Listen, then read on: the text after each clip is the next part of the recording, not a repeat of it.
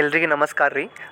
ಯಾರೆಲ್ಲ C T E T ಪರೀಕ್ಷೆಗೆ application ಹಾಕಿರಿ, ಸೊ ಅವರಿಗೆ ಇದೊಂದು ವಿಡಿಯೋ ಭಾಳ ಹೆಲ್ಪ್ ಆಕತಿ. ಯಾರೆಲ್ಲ ಲ್ಯಾಂಗ್ವೇಜ್ 2 ಲ್ಯಾಂಗ್ವೇಜ್ 2 ಇಂಗ್ಲೀಷನ್ನು ತೆಗೆದುಕೊಂಡಿರಿ, ಇವತ್ತಿನ ದಿನ ನಾನು 136ನೇ ಪ್ರಶ್ನೆಯಿಂದ ಹಿಡ್ಕೊಂಡು 150ನೇ ಪ್ರಶ್ನೆಯವರೆಗೆ ನಾನು ಎಕ್ಸ್ಪ್ಲೇನ್ ಮಾಡ್ತೀನಿ. ವಿತ್ ಡೀಟೇಲಾಗಿ ಎಕ್ಸ್ಪ್ಲೇನ್ ಮಾಡ್ತೀನಿ.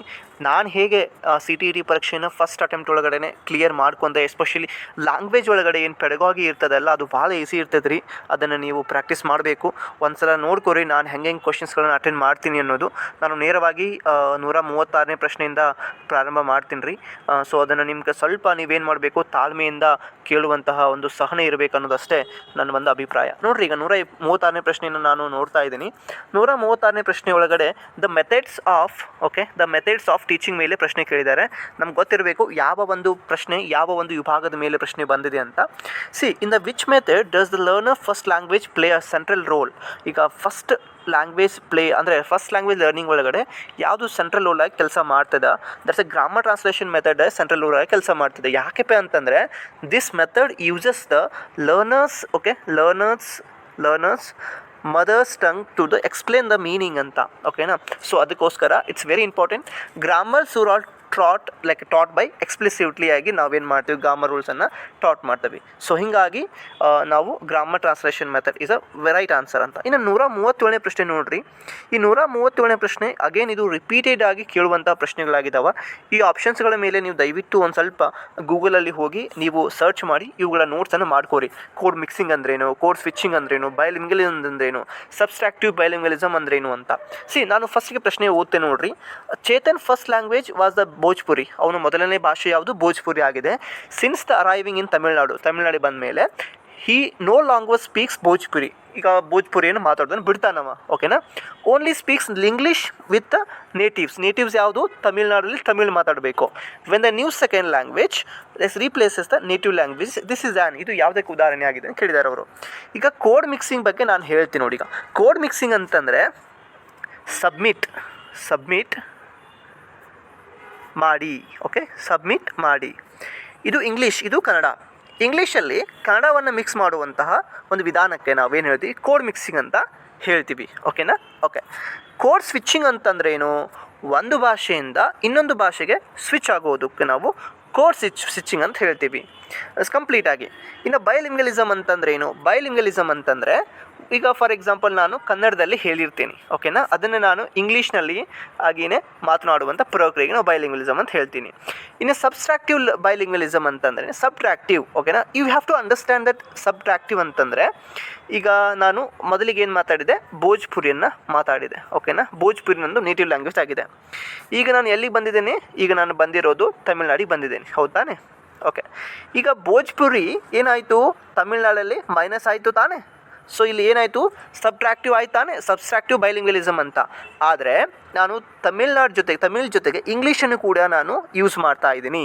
ಸೊ ಹೀಗಾಗಿ subtractive bilingualism is right answer. ಇನ್ನು 138ನೇ ಪ್ರಶ್ನೆ ನೋಡ್ರಿ. Which of the following supports pre reading ಅಂತ. ಓಕೆನಾ? ಅಂದರೆ ಪೂರ್ವ ಓದು ಅಂತ ಬರ್ತದೆ. ಓಕೆನಾ? ಇದನ್ನು ನಾವು ಅರ್ಥ ಮಾಡ್ಕೋಬೇಕು. ಈ ಪ್ರಶ್ನೆ ಭಾಳ ಈಸಿ ಇರ್ತದೆ, ಇದನ್ನು ನಾವು ಅರ್ಥ ಮಾಡ್ಕೋಬೇಕು. Asking the learners to summarise the text. Summarise ಮಾಡಲಿಕ್ಕೆ ಪ್ರೀ ರೀಡಿಂಗ್ ಮಾಡ್ತಾ ಇದ್ದಾರೆ ವಿನಃ ಪ್ರೀ ರೀಡಿಂಗ್ ಮಾಡಲಿಕ್ಕೆ ಸಮರೈಸ್ ಟೆಕ್ಸ್ಟ್ ಅವಶ್ಯಕತೆ ಇಲ್ಲ. ಸಮರಿ ಹೇಳ್ರಿ ಅನ್ನಲಿಕ್ಕೆ ಅವಶ್ಯಕತೆ ಇಲ್ಲ. ಟೀಚಿಂಗ್ ಗ್ರಾಮೆಟಿಕಲ್ ಸ್ಟ್ರಕ್ಚರ್ಸನ್ನು ಹೆಂಗೆ ಹೇಳಿಕ್ಕೆ ಬರುತ್ತೆ? ಇದು ತಪ್ಪಾಗಿದೆ. ಇನ್ನು teaching grammatical using the paraphrasing task. Is it right answer? Using the paraphrasing task? No. Paraphrasing tracks ಒಳಗೆ ನಾವು ಯೂಸ್ ಮಾಡುವಂಥ ಅವಶ್ಯಕತೆನೇ ಇಲ್ಲ. ಪ್ರೀ ರೀಡಿಂಗ್ ಒಳಗಡೆ ಏನು ಮಾಡಬೇಕು? ನಾವು ಮಕ್ಕಳಿಗೆ ಪ್ರಿಡಿಕ್ಷನ್ ಮಾಡುವಂಥ ಟಾಸ್ಕನ್ನು ಕೊಡಬೇಕು. ಸೊ ಹೀಗಾಗಿ ಆಪ್ಷನ್ 4 ಈಸ್ ರೈಟ್ ಆನ್ಸರ್. 139ನೇ ಪ್ರಶ್ನೆ ನೋಡ್ರಿ. Which of the following is true about the remedial teaching. ಪರಿಹಾರ ಬೋಧನೆಗೆ ಸಂಬಂಧಪಟ್ಟಂಥ ಪ್ರಶ್ನೆ ಆಗಿದೆ. Providing the support to improve the performance. ನೋಡಿರಿ, ಅವರಿಗೆ ನಮ್ಮ ಮಕ್ಕಳಿಗೆ ನಾವೇನು ಮಾಡಬೇಕು? ಸಪೋರ್ಟ್ ಕೊಡಬೇಕು ಮತ್ತು ಇಂಪ್ರೂವ್ ಮಾಡಲಿಕ್ಕೆ, ಅವ್ರ ಪರ್ಫಾರ್ಮೆನ್ಸ್ ಇಂಪ್ರೂವ್ ಮಾಡಲಿಕ್ಕೆ ನಾವೇನು ಮಾಡಬೇಕು? ಸಹಾಯ ಮಾಡೋದೇ ಸರಿಯಾಗಿದೆ. ಎಕ್ಸ್ಟ್ರಾ ಮಾರ್ಕ್ಸ್ ಕೊಡಬೇಕಾಗಿಲ್ಲ. ಗಿವಿಂಗ್ ದ ಎಕ್ಸ್ಟ್ರಾ ಅಟೆನ್ಷನ್ ಕೊಡಬೇಕಾ? ಅಫ್ಕೋರ್ಸ್ ಕೊಡಬೇಕು. ಬಟ್ ಇಲ್ಲಿ ನಾನು ರೆಮಿಡಿಯಲ್ ಟೀಚಿಂಗ್ ಬಗ್ಗೆ ಮಾತಾಡ್ತಾ ಇದ್ದೇನೆ. ಸೊ ಹೀಗಾಗಿ ಆಪ್ಷನ್ 1 ಈಸ್ ರೈಟ್ ಆನ್ಸರ್. 140ನೇ ಪ್ರಶ್ನೆ ನೋಡಿರಿ. Read the following statements, choose the correct ಆಪ್ಷನ್ಸನ್ನು. ಅಂದರೆ ಇಲ್ಲಿ ಹೇಳಿಕೆಗಳನ್ನು ಕೊಟ್ಟಾರೆ. ಓಕೆನಾ, ಮತ್ತು ಅದಕ್ಕೆ ಕಾರಣಗಳನ್ನು ಕೊಟ್ಟಾರೆ. ಇವೆರಡು ಒಂದಕ್ಕೊಂದು ಸಂಬಂಧ ಇರ್ತಾವೆ, ಅವುಗಳನ್ನು ನೀವು ನೀಟಾಗಿ ಕರೆಕ್ಟಾಗಿ ಓದಬೇಕು. English as an associate official language, ಇದು ಸರಿಯಾಗಿದೆ. ಓಕೆನಾ, ಎ ಸರಿಯಾಗಿದೆ. ಇನ್ನು ಆರ್ ನೋಡಿ, English is taught as a foreign language in Indian schools. ನೋಡಿರಿ, ವಿದೇಶಿ ಭಾಷೆಯಾಗಿ ಇಂಗ್ಲೀಷನ್ನು ಕಲಿಸೋದಿಲ್ಲ, ಸೆಕೆಂಡ್ ಲ್ಯಾಂಗ್ವೇಜ್ ಆಗಿ ಇಂಗ್ಲೀಷ್ ಭಾಷೆಯನ್ನು ಕಲಿಸ್ತಾರೆ ವಿನಃ ವಿದೇಶಿ ಭಾಷೆಗಾಗಿ ಇಲ್ಲ ಅಂತ. ಸೊ ಹೀಗಾಗಿ option A is right answer. Option R is means assertion A is right, assertion reason R is false ಅಂತ. ಸೊ ಹೀಗಾಗಿ ಆಪ್ಷನ್ 1 ಈಸ್ ರೈಟ್ ಆನ್ಸರ್. 141ನೇ ಪ್ರಶ್ನೆ ನೋಡ್ರಿ, which one of the following is not the characteristics of language. ಅಂದರೆ ಭಾಷೆಯ ಲಕ್ಷಣ ಬಗ್ಗೆ ಕೇಳಿದ್ದಾರೆ ಇಲ್ಲಿ. ಓಕೆನಾ, it's another very important factor. You have to understand that. Language ಅನ್ನೋದೇನು ಒಂದು ಸಿಂಬಾಲಿಕ್. ಓಕೆನಾ, ನಾವು ಎಲ್ ಅನ್ನು ಹಿಂಗೆ ಬರಿತೀವಿ, ಎಮ್ ಅನ್ನು ಹಿಂಗೆ ಬರಿತೀವಿ, ಅದಕ್ಕೊಂದಂಥ ಒಂದು ಚಿಹ್ನೆ ಇದೆ. ಲ್ಯಾಂಗ್ವೇಜ್ ಇಸ್ ಸೋಷಿಯಲ್, ಇನ್ನು ಸಾಮಾಜಿಕವಾಗಿ ಇದು ಏನಾಗಿರ್ತದೆ, ಲ್ಯಾಂಗ್ವೇಜ್ ಬೆಳೀತದೆ, ಹೌದು ತಾನೆ? ಓಕೆ, ಲ್ಯಾಂಗ್ವೇಜ್ ಇಸ್ ಸಿಸ್ಟಮ್ಯಾಟಿಕ್, ಅದಕ್ಕೆ ಒಂದು ಆರ್ಡರ್ ಇರ್ತದೆ. ಓಕೆನಾ, ಆರ್ಡರ್ ಅಂತಂದ್ರೆ ಏನು? ಈಗ for example subject plus verb plus object, ಇದು ಆರ್ಡರ್ ವೈಸನ್ನು ಫಾಲೋ ಮಾಡ್ತದಲ್ಲ. ಸೊ ಹಿಂಗೆ language is static, language static ಅಲ್ಲ. ಲ್ಯಾಂಗ್ವೇಜ್ ಇಸ್ ಡೈನಾಮಿಕ್ ಅಂತಂದರೆ ಪದೇ ಪದೇ ಬದಲಾಗ್ತಿರ್ತದೆ. ಅಂದರೆ ಈ ವರ್ಷ ಇದ್ದಿದ್ದು ಲ್ಯಾಂಗ್ವೇಜ್ ಸ್ವಲ್ಪ ಚೇಂಜ್ ಆಗ್ತದೆ, ಅದರಲ್ಲಿ ನಾವು ಮಾಡಿಫೈ ಮಾಡ್ತೀವಿ.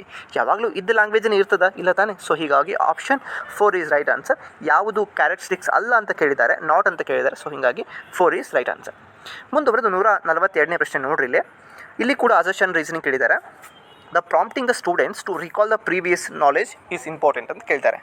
ನೋಡಿ, ಈಗ ನಾವು ಪ್ರೀವಿಯಸ್ ನಾಲೆಜ್ ಈಸ್ ಇಂಪಾರ್ಟೆಂಟ್ ಬಗ್ಗೆ ನಾವು ಮಾತಾಡ್ತಿರುವಾಗ recalling the previous knowledge, okay, so option A assertion ನೋಡ್ರಿ. ಈಗ prompting the students to recall the previous knowledge important. ಹೌದು, ಇಂಪಾರ್ಟೆಂಟ್ ಇದೆ, ಮುಂದೆ ಹೇಳ್ತೀನಿ ನಾನು ಯಾಕೆ ಇಂಪಾರ್ಟೆಂಟ್ ಅಂತ. The previous knowledge helps the students to connect the known knowledge to the new knowledge. ನೋಡಿ, ಗೊತ್ತಿರುವಂಥ ಜ್ಞಾನಕ್ಕೆ ಹೊಸ ಜ್ಞಾನವನ್ನು ಕನೆಕ್ಟ್ ಮಾಡೋದು ಯಾವುದು? ದ ಪ್ರಾಂಪ್ಟ್ ನಾಲೆಜ್ ಅಂತ ಹೇಳ್ತೀವಿ. ಸೊ ಹೀಗಾಗಿ both A and R true, ಎರಡೂ ಕೂಡ ಸರಿ ಇದ್ದಾವೆ. ಮತ್ತು ಆರ್ ಏನಾಗಿದೆ, ಎಗೆ ಎಕ್ಸ್ಪ್ಲನೇಷನ್ ಕರೆಕ್ಟ್ ಆಗಿದೆ. R is the correct explanation of A. So ಹೀಗಾಗಿ ಆಪ್ಷನ್ 3 ಈಸ್ ರೈಟ್ ಆನ್ಸರ್. 143ನೇ ಪ್ರಶ್ನೆ ನೋಡ್ರಿ ನೀವು. A teacher of class 8th asked her learners. Okay, ಅವಳ ಒಂದು ಏನು 8ನೇ ತರಗತಿ ಶಿಕ್ಷಕಿ ಎಲ್ಲ ಮಕ್ಕಳಿಗೆ ಕೇಳ್ತಾರೆ ಅವಳು. ಓಕೆನಾ, produce the leaflet about saving the energy. ಓಕೆನಾ, at the home as an assignment. ಒಂದು ಮನೆಯೊಳಗಡೆ ಅವ್ರು ಏನು ಮಾಡ್ತಾರೆ, ಈಗ ಹೋಮ್ ಅಂದರೆ ಎನ್ವೈರನ್ಮೆಂಟಲ್ ಸೇವಿಂಗ್ ಎನರ್ಜಿನ ಮಾಡಲಿಕ್ಕೆ ಒಂದು ಅಸೈನ್ಮೆಂಟ್ ಕೊಡ್ತಾರೆ. ದಿಸ್ ಟಾಸ್ಕ್ ಇದು ಯಾವುದಕ್ಕೆ ಸಂಬಂಧಪಟ್ಟಿದೆ ಅಂತ ಕೇಳ್ತಾ ಇದ್ದಾರೆ. ಸೊ ನೋಡಿ, ಈಗ this task will be cater which features language ಅಂತ. ಕ್ವಶನ್ಸ್ ಫಾರ್ಮಲ್ಲಿ ಇದಕ್ಕೆ ಯಾವುದು ಸಂಬಂಧನೇ ಇಲ್ಲ. ಒಂದು ಅಸೈನ್ಮೆಂಟ್ ಕೊಟ್ಟಾರ, ಕ್ವಶನ್ ಮಾಡೋದು ಹೆಂಗೆ ಅಲ್ಲ. ಸೊ ಅಗೇನ್ ಕಂಪ್ಯಾರಿಸನ್ ಮಾಡಬೇಕಾ? ಓಕೆ, ಅದನ್ನು ಬಿಡಿ, ನೋಡೋಣ. ಈಗ ದ ಪಾಸ್ಟ್ ಟೆನ್ಸ್ಗೆ ಇದಕ್ಕೆ ಸಂಬಂಧನೇ ಇಲ್ಲ. ದ ಪಾಸಿಟಿವ್ ಇಂಪರೆನ್ಸ್ ಮೀನ್ಸ್, ನೋಡಿ, ಈಗ ಪಾಸಿಟಿವ್ ಇಂಪರೆನ್ಸ್ ಅಂತಂದರೆ ನಾವಿಲ್ಲಿ ಏನು ಮಾಡ್ತಾ ಇದ್ದೀವಿ, it's leaflets use the commands like save energy, switch off the lights. Okay, these are the positive inference, positive sentence. Inference means ನೋಡಿ, ಸೇವ್ ಎನರ್ಜಿ ಅಂತಂದರೆ it gives the positive meaning towards the society. So this is have to we understand that. So ಹೀಗಾಗಿ question forms ಇಲ್ಲ, comparison ಮಾಡ್ತಾ ಇಲ್ಲ, ಪಾಸ್ಟ್ನೆಸ್ ಬಗ್ಗೆ ಹೇಳ್ತಾ ಇಲ್ಲ. So ಹೀಗಾಗಿ ಆಪ್ಷನ್ 4 ಈಸ್ ರೈಟ್ ಆನ್ಸರ್. ನೀವು ಪ್ರಶ್ನೆನ ಸರಿಯಾಗಿ ಅರ್ಥ ಮಾಡ್ಕೊಂಡ್ರೆ ಉತ್ತರವನ್ನು ಕೂಡ ಸರಿಯಾಗಿ ಹಾಕ್ತೀರಿ. ವಿತ್ ಪ್ಲಾನಿಂಗ್ ಆಫ್ ಲೆಸನ್, ಒಂದು ಪಾಠ ಯೋಜನೆ ಮಾಡಿ. One of the objective is to enable the learners to produce the typical business communication with the customers. This objective matches with the one of the types of text genres listed below ಅಂತ ಹೇಳ್ತಾ ಇದ್ದಾರೆ ಅವರು. ಒಬ್ಬ businessman ಅದಾನ. Okay, ಆ businessman ಜೊತೆ ನೀವು ಹೆಂಗೆ ಸಂಭಾಷಣೆ ಮಾಡ್ತೀರಿ, ಅವನಿಗೆ ನೀವೇನು ಹೇಳ್ತೀರಿ? ನೋಡಿ, ಒಬ್ಬ ಏನಾದರೂ ಸಮಸ್ಯೆಗಳಿದ್ರೆ ಕಂಪ್ಲೇಂಟ್ ಲೆಟರ್ಸನ್ನು ಬರೀತೀರಿ. If it is any other queries ಇದ್ದರೆ ನಾವು ಏನು ಮಾಡ್ತೀರಿ, ಎನ್ಕ್ವೈರಿ ಲೆಟರ್ಸನ್ನು ಬರೀತೀರಿ. If you have another queries like official ಲೆಟರ್ಸ್ಗಳನ್ನು ಕಳಿಸ್ತೀರಿ ತಾನೆ. ಸೊ ಹೀಗಾಗಿ ಆಪ್ಷನ್ 3 ಈಸ್ ರೈಟ್ ಆನ್ಸರ್. ನೋಡಿ, ಒಂದು ಪ್ರಶ್ನೆಯನ್ನು ಓದಿ ಸುಮ್ಮನೆ ನಾವು ಉತ್ತರಗಳನ್ನು ಗೆಸ್ ಮಾಡೋದಿಲ್ಲ, ಪ್ರಶ್ನೆಯನ್ನು ಅನಲೈಸ್ ಮಾಡಬೇಕು. ನಮ್ಮ ತಲೆ ಒಳಗಡೆ ನಾವು ಡೈವರ್ಜೆಂಟ್ ಆಗಿ ಥಿಂಕ್ ಮಾಡಬೇಕು. ಡೈವರ್ಜೆಂಟ್ ಅಂತಂದರೆ ನೋಡಿ, ಈಗ ಒಂದೇ ಪ್ರಶ್ನೆಗೆ ನಾವು ಮಲ್ಟಿಪಲ್ ವೇದೊಳಗಡೆ ಥಿಂಕ್ ಮಾಡಬೇಕು, ಅದಕ್ಕೆ ಆನ್ಸರ್ಸ್ಗಳು ಸಿಗ್ತಾ ಹೋಗ್ತವೆ. ಮತ್ತು ನಾನು ನಿಮ್ಗೆ ಏನು ಹೇಳ್ತೀನಿ ಅಂತಂದರೆ ಪಾಸಿಟಿವ್ ಆಗಿ ಕೊಡುವಂತಹ ಮೀನಿಂಗ್ಫುಲ್ ಇರುವಂತಹ ಒಂದು ಆಯ್ಕೆಯನ್ನು ಸೆಲೆಕ್ಟ್ ಮಾಡೋದು ಇಂಪಾರ್ಟೆಂಟ್. ಬಟ್ ಪ್ರಶ್ನೆ ಏನು ಡಿಮ್ಯಾಂಡ್ ಮಾಡ್ತಾ ಇದೆ ಅನ್ನೋದು ಕೂಡ ಇಸ್ ಅನದರ್ ಮ್ಯಾಟರ್ ಅಂತ ಹೇಳ್ತೀನಿ ನಾನು. 145ನೇ ಪ್ರಶ್ನೆ. A teacher asked a student to look at the 4 musical instrument. 4 musical instrument ನೋಡ್ರಿ, ಇನ್ ದ ಪಿಕ್ಚರ್ ಅವ್ರು ನೋಡ್ರಿ ಅಂತ ಹೇಳ್ತಾರೆ ಅವರು. ಅದಾದಮೇಲೆ discuss the why they are used in the different musical context. ಅದನ್ನು ಇವ್ರು ಯಾಕೆ ಬಳಕೆ ಮಾಡ್ತಾರೆ ಅಂತ ಕೇಳ್ತಿದ್ದಾರೆ ಅವರು. So okay, other thing that choose the cognitive skills. ಇದರೊಳಗಡೆ ಯಾವುದು ಕಾಗ್ನಿಟಿವ್ ಸ್ಕಿಲ್ಸ್ ಇದೆ ಅಂತ ಹೇಳ್ತಿದ್ದಾರೆ. ಇದು ಬ್ಲೂಮ್ ಟೆಕ್ಸಾನಮಿ ಅಂತ ಬರ್ತದೆ. ಓಕೆನಾ, ಬ್ಲೂಮ್ಸ್ ಟೆಕ್ಸಾನಮಿ. ಈ ಬ್ಲೂಮ್ಸ್ ಟೆಕ್ಸಾನಮಿ ಒಳಗಡೆ ನೋಡ್ರಿ, the first very important thing analysing ಅಂತಂದ್ರೆ ಏನು, we have to understand that. ನೋಡಿ ಈಗ ಸ್ಟೂಡೆಂಟ್ ಎಕ್ಸಾಮೈನ್ ಮಾಡ್ತಾನೆ, ಓಕೆ, ಫಸ್ಟಿಗೆ ಎಕ್ಸಾಮೈನ್ ಮಾಡ್ತಾನೆ, ಓಕೆನಾ, ಅನಲೈಸ್ ಮಾಡ್ತಾನೆ, ಕಂಪೇರ್ ಮಾಡ್ತಾನೆ, ಆಮೇಲೆ ಒಂದು ಜಸ್ಟಿಫೈಗೆ ಬರ್ತಾನೆ, ಯೂಸೇಜ್ಗೆ ಜಸ್ಟಿಫೈ ಬಂದಾಗ ವಿ ಗೋ ಫಾರ್ ಅನಲೈಸಿಂಗ್, ಓಕೆನಾ. We have to understand that.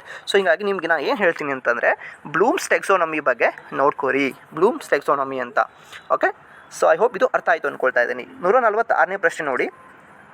when the monolingual speaker okay when the monolingual speaker shift from the formal to informal, formal ಇಂದ ಇನ್ಫಾರ್ಮಲ್ಗೆ ಶಿಫ್ಟ್ ಆದಮೇಲೆ ಇದಕ್ಕೆ ನಾವೇನು ಹೇಳ್ತೀವಿ, within the same spoken gesture idea are engaging ಅಂತ ಹೇಳ್ತಿದ್ದಾರೆ. ನೋಡಿ ಈಗ ಇದು I hope you have to understand that. ಹಾಗೆ ನೋಡಿ ಈಗ ಪ್ರಶ್ನೆ ಮತ್ತೆ ರಿಪೀಟ್ ಆಗಿದೆ, ಓಕೆನಾ, ರಿಪೀಟ್ ಆಗಿದೆ. ಈಗ ನೋಡಿ ಈಗ ಫಾರ್ಮಲಿಂದ ಇನ್ಫಾರ್ಮಲ್ಗೆ ಮೋಡ್ಗೆ ಸ್ವಿಚ್ ಆಗಿದ್ದಾನೆ ಅಂದರೆ ತನ್ನದೇ ಆದಂಥ ಒಂದು ಭಾಷೆ ಒಳಗಡೆ. ಇದಕ್ಕೆ ನಾವೇನು ಹೇಳ್ಬೋದು, this is called styles of varieties in the same language. ಇದಕ್ಕೆ ನಾವು ಏನು ಹೇಳ್ತೀವಿ, ಕೋಡ್ ಸ್ವಿಚಿಂಗ್ ಅಂತ ಹೇಳ್ತೀವಿ. Code switching, I hope you understand that. Okay, ಇದು ಕ್ಲಿಯರ್ ಆಯಿತು ಅಂದ್ಕೊಳ್ತಾ ಇದ್ದೀನಿ. ದ ಚಿಲ್ಡ್ರನ್ಸ್ ಇನ್ಫಾರ್ಮಲ್ ಇಂಟರಾಕ್ಷನ್, ಓಕೆನಾ. ಈಗ ನಾವು ಇನ್ಫಾರ್ಮಲ್ ಇಂಟರಾಕ್ಷನ್ಸ್ ನೋಡೋದ್ರ ಜೊತೆಗೆ the friendship and the relationship with the others in their community are based on their the use of which the form of language ಅಂತ ಹೇಳ್ತಾ ಇದ್ದಾರೆ. ನೋಡಿ ಈಗ ಮಗು ಒಂದು ಸಮಾಜದೊಳಗಡೆ, ಓಕೆ, ಸಾಮಾಜಿಕವಾಗಿ ಬೆರೀತಾ ಇದೆ ಅಂದರೆ ಫ್ರೆಂಡ್ಶಿಪ್ ಮಾಡ್ತಾ ಇದೆ, ಸಂಬಂಧಗಳನ್ನು ಜೊತೆ ಮಾತಾಡ್ತಾ ಇದೆ, ಮತ್ತು ಅವ್ರ ಕಮ್ಯುನಿಟಿ ಜೊತೆ ಒಂದು ಒಳ್ಳೆ ರಿಲೇಷನ್ಶಿಪ್ ಇದೆ. ಸೊ ಇದನ್ನೆಲ್ಲ ನಾವು ಎಲ್ಲಿ ಕಾಣ್ತೀವಿ, ಇದು ಅಸಿಮಿಲೇಷನ್ ಅಲ್ಲ, ಇದು ಅಗೇನ್ ಮತ್ತೆ ನಿಮ್ಮ ಪಿಯಾಜೆಟ್ ಕಾನ್ಸೆಪ್ಟ್ ಹೇಳುವಾಗ ನಮ್ಗೆ ಹೇಳ್ತೀನಿ ನಾನು, ದ ಲ್ಯಾಂಗ್ವೇಜ್ ಆಫ್ ಸೋಷಲೈಸೇಷನ್ ಒಳಗಡೆ ಇದು ಬರೋದ್ರಿಂದ option 2 is right answer. The 48 ನೋಡ್ರಿ, 148. In the case of the vocabulary use of grammar, okay, that provides the pathway for learning to, okay, learning. ಎದಕ್ಕೆ the case of vocabulary use of vocabulary along with that use of grammar ಎದಕ್ಕೆ help ಮಾಡ್ತದೆ ಅಂತ ಕೇಳ್ತದೆ. Combine the lexical items into meaningful communication expression. Okay, ಇದನ್ನು ನೋಡಿ, ಇದನ್ನು ಬಿಡಿ, ಮತ್ತೆ ಮುಂದೆ ನೋಡಿ. A draft of formal the pieces of writing the higher classes ಒಳಗಡೆ we usually use, but here we are writing for the 6th to 8th class teaching. So that is why we have to understand that speak the informal situation to greater accuracy and confidence. See, here we are discussing that vocabulary use of grammar provides a pathway. eduk pathway ಕೊಡ್ತದೆ, combine the lexical items and combine ಮಾಡಿ meaningful ಮತ್ತು communicative expression ಗೆ help ಮಾಡ್ತದೆ. That is why the 148 is right answer. So the 149, the question 149 demands like this: which one of the following is not the classroom resource of learners to teaching learning language ಅಂತ ಹೇಳ್ತಿದ್ದಾರೆ. ಇದರಲ್ಲಿ ಯಾವುದು class room learning ಏನು teaching ಅಲ್ಲ ಅಂದರೆ TLM ಅಲ್ಲ ಅಂತ ಕೇಳ್ತಾ ಇದ್ದಾರೆ. C the class room library of course is a TLM, and the word wall is of course is under TLM, and reading corner, here in the every reading corner the students sit together and they themselves read, they discuss and read, that is called reading corner. Here the option 2, the classroom procedures which is belongs to the teacher procedure, that's why this is not TLM. So in the 150 questions we have to understand that like this.